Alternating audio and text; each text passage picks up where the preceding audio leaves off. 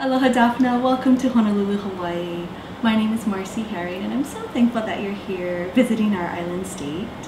I grew up here on the islands, and part of the values that my family passed on to me was really just having a helping spirit. And in my own culture, I'm part Okinawan, we call it Uehara, which really means the helping spirit. And in Hawaii, we also call it Laulima, which is everyone working together. And I think growing up in this state and growing up as a member of my Uehara and Flores family, I think those are the kinds of values that my parents and just the people here in Hawaii passed down to me. I'm so thankful to be able to volunteer with Junior League of Honolulu. So here in Hawaii, it's been a beautiful experience. I've been in the league for maybe about 5 or 6 years, and currently I'm the president-elect, which means this is a year where I really learn and I get ready, because next year I'll be president of Junior League of Honolulu. And what's really exciting is we recently took a look at our focus area, and we have a renewed commitment to be able to focus on the empowerment of girls and women in Hawaii.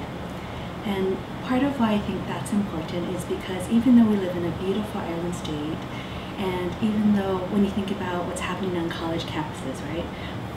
More than 50% of people on college campuses are women, we still face some issues for girls and women, and especially in our island state.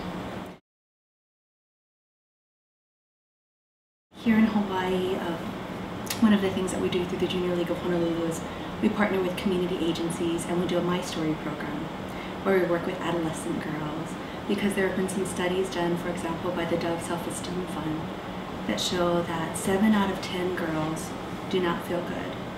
And that affects their performance in school, it affects the way they feel about how they look, and it affects other things as well. And so much so that when girls feel insecure, they're excuse me, they're prone to do things like having eating disorders or bullying or drinking or other harmful kinds of behaviors.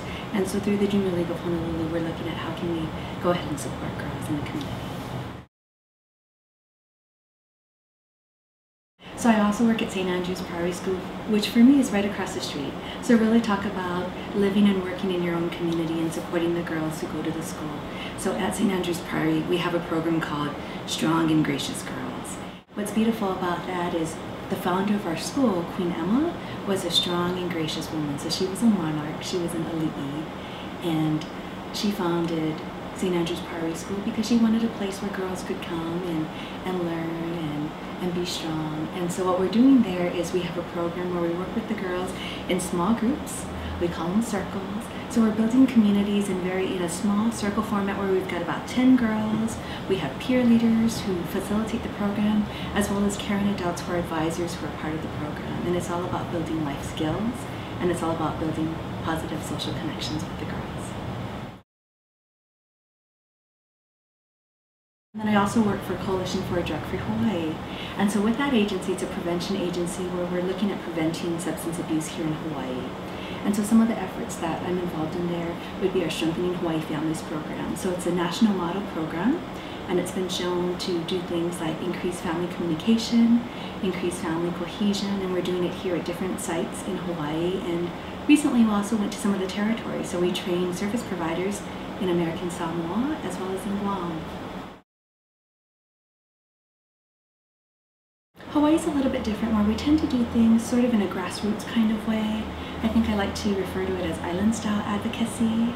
So when I think about advocacy, for example, through the Hawaii Girls Project, what we did is these are people who came together from the state of Hawaii because they wanted to support girls. And so one of the things that we advocated for would be better programming for girls. And so one of the things that happened is we now have Hawaii Girls Court, which is the first court of its kind in the nation. And recently they received the distinction of being called a best practice. And you know, it's a program where social workers and therapists and probation officers come together and they work with the girls and their families, and they do some girl circles. They also do things like they do service projects, they work with the family members, and it's a beautiful experience where girls and women, mentors, come together and support each other so that the girls can make healthier decisions.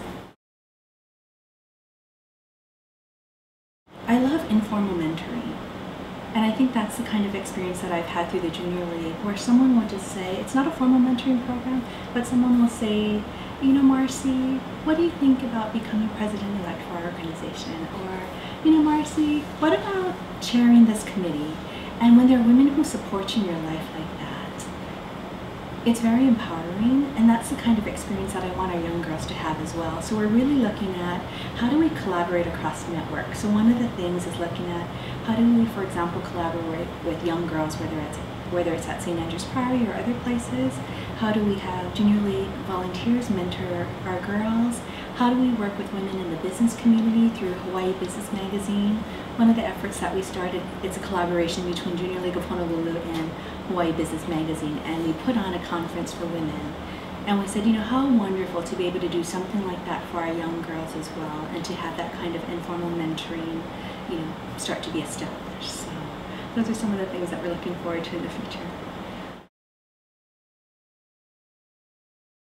When Girls Court started, one of the things that we noticed was that the rates for girls being arrested here in Hawaii, they were higher than nationally. So we knew that something needed to be done. Now what I do think is working though is, what's beautiful about Hawaii is we really have an Ohana System, which really means family. And that really extends to people who are outside of just your nuclear family. And so even, for example, when we talk about when I do girl circles and the girls might call me auntie, that's just about the deep respect that we have between our youth and our adults. And I think there's something special there. One of the things that we find is oftentimes when we're doing programs that perhaps we bring from the mainland, we don't have faces and places that represent our girls. And so it was very special to be able to publish this book for girls here in Hawaii with a local publishing company. This is a picture, this is a relaxation card of a rainforest, but this is a picture that was taken on the Big Island in Hilo. So when we talk about hapu'u ferns, girls know what a rainforest looks like, and they know what a hapu'u fern is because it's from Hawaii. And when we talk about the beach, this was a picture of a beach that was taken out in Makaha, this island in the west side, and these were clouds, but they were taken on the island of Kauai. And so it's really about girls knowing that, you know, it is special to grow up in Hawaii, and just because we don't see our faces and our places necessarily on the media, there still is something special about Hawaii and, you know, the girls that are here. So the name of the book is Swim With Your Current, A Girl's Guide to Riding the Waves of Life. I would hope that people could connect to that spirit of people just wanting to help out each other. And if there's anyone who's watching, whether it's, you know, on the website or perhaps reading your book, and if they want to get in touch with us, please feel free to get in touch with us, because one of the things we do, for example, at Coalition for a Drug-Free Hawaii is we utilize research-based programs. So it's programs that are proven effective, so that if anyone wants to do things with girls or families, and if we can be a resource to them, please call us up and we'd be happy to share that kind of information in our programs. Follow your passion, because when you feel excited about something, you really can make a difference. And the other thing that I would say in terms of volunteerism is look for someone who could be a mentor for you. And again, it doesn't have to be a formal mentoring program, but having an informal mentor who can guide you or encourage you or help you, I think makes a world of difference.